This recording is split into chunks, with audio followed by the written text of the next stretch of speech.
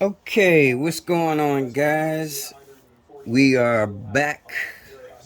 Hello, E-World, and all that good stuff. How I normally do it. This is part 2 to our battery repair video. In the first part, we determined that the BMS was bad in this battery. And we have another battery which the BMS is bad also.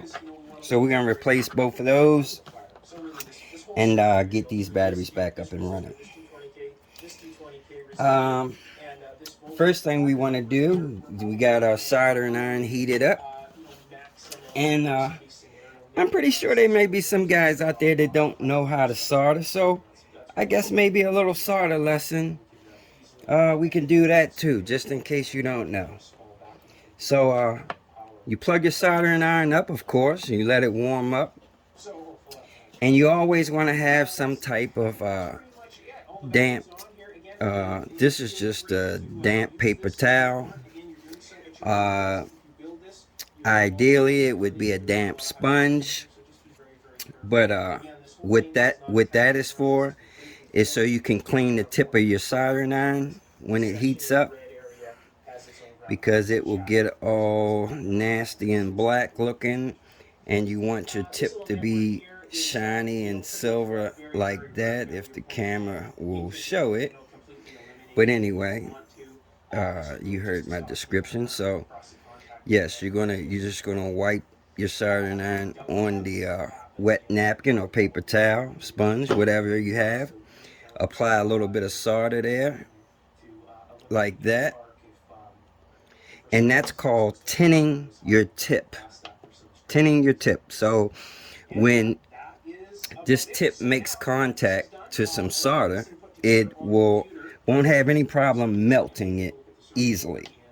So we're gonna go back to our battery, and before we do that, I want to show you, this is the new BMS, and on all BMSs they're labeled B negative, C negative. Oh my goodness, so so my camera fell. Shoot, what's wrong with this thing? You know what? Let me take this darn case off. That's what happens when you have a live video, guys. Stuff happens. And we ain't doing no movie magic here. Where's this thing about to fall out again? Wait a minute. Let me get this right. Okay. There we go. My apologies. Jeez. I could restart this video, but I'm not. It is what it is. Okay. Alright, like I was saying, you have a C negative, P negative, and a B negative. And that just stands for battery ground, charging ground, and power ground, as in your power cord ground. Okay? So I'm gonna desolder the wires on the other BMS. You know, I'm just gonna take those off, heat them up, and remove them. And you know, you can do them one by one if that helps you, if you have a worse memory than what I have. But I told you what they stand for, so that's not going to be too hard to remember. All right, I have to clean my tip again, because just that fast it heated up and got all nasty again. So we're going to tin it again. All right, you see that? Before it heats the solder up real quick. All right.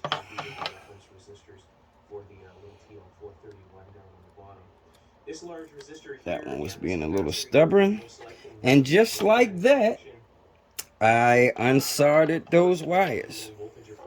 And this last harness just unplugs. Just that easy. Just that easy, guys. Okay, so this is the new BMS. This one right here would be my charging ground, because the one with the XT60 is the power ground. I mean the power cable. So I'm going to go ahead and let's see. Let me do it in the order in which these will line up nicely. Okay. So yeah, I will do the charging ground first. Let's see, we'll sit it up there. This would be a good time to have what they call those extra hand things. They have that little stand that has a little alligator clips on it on the little arms that move, and gives you extra hands when situations like this you need some extra hands. Once again, clean the tip of my soldering iron. You always want to keep your tip clean, man, so the solder can melt nice and easy. I'm going to go ahead and tin my tip again. I'm going to go ahead and add a little bit more solder to each one of these wires. Alright, this is the little diode here across the coil to stop it from spiking anything. There's also capacitor. Get some fresh solder on all of them. Get rid of this diode. Okay, my new BMS. I'm going to go ahead and see if I can do this like this, since I don't have those magic hand stand. Alright, hopefully that showed on camera. That's the first one connected. That's the ground to the charger. Next, power wire ground, the one with the XT60, power wire ground. P negative on here.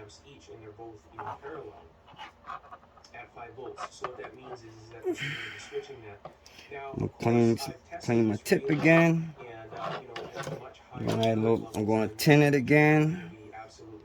You're gonna have to do this over and over to keep your tip nice and clean. Otherwise, you'll have a raggedy looking tip and you wonder why the solder's not heating up.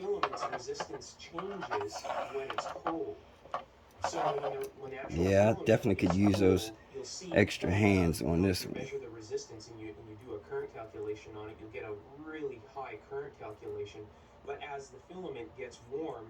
Okay.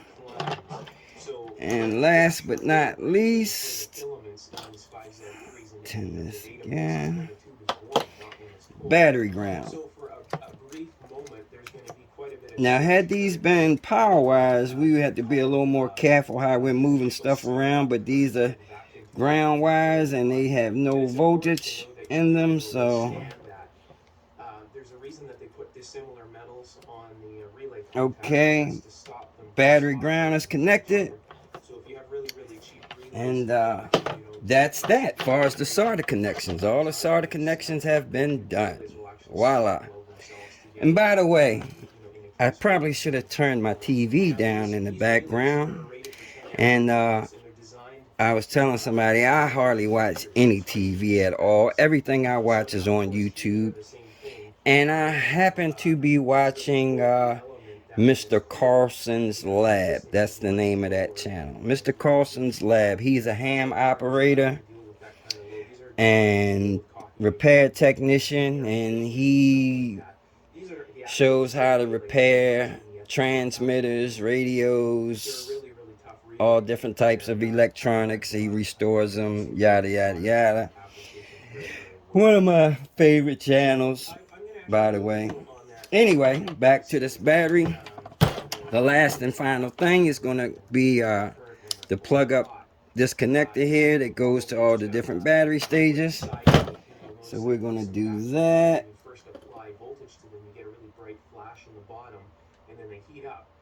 this in a lot of European tubes, and I'm going to talk about that in a future video. Okay.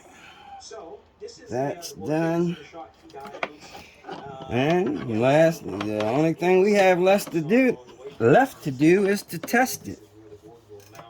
Now, when this battery wasn't working properly, when you would put your ground and your positive tester on this end, you weren't getting anything.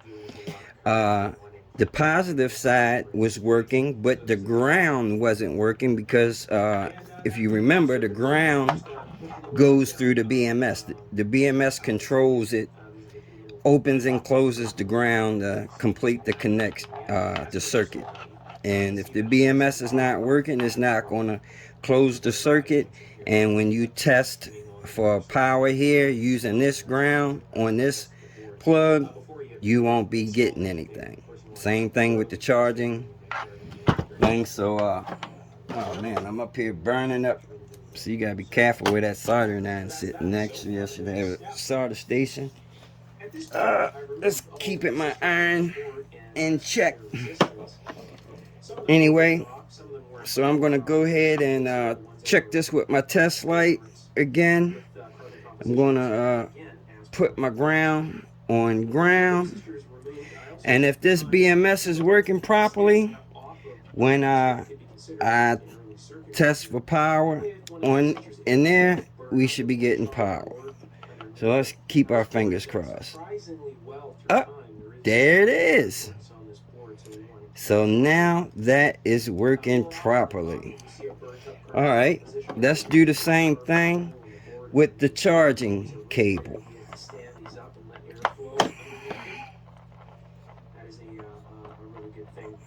Let's see if I can get my ground in there. Let's see, this is the ground side, I believe. Looks like it. Okay. And we're getting power there now. So guess what?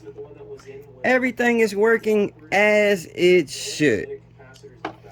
We now have a properly working BMS installed in here. So that's it. Just that simple to replace a BMS. And what I'm going to do is I don't think it's necessary to show this on camera. I'm going to go ahead and put some double-sided tape on the back of this BMS. I'm going to stick it back down right there. I'm going to put the plastic hard covering back on this battery. And I'm going to put the rubberized cover back on it. And since I cut it off, I'm going to have to re-tape it or do something to, seal it back up. I don't have any of that heat shrink that they, put on brand new. I guess I need to have some of that, but I don't. But it'll be fine. I'm going to wrap it up nice and tight with some Gorilla Tape at the end, and it'll be good to go. Okay. All right. So, next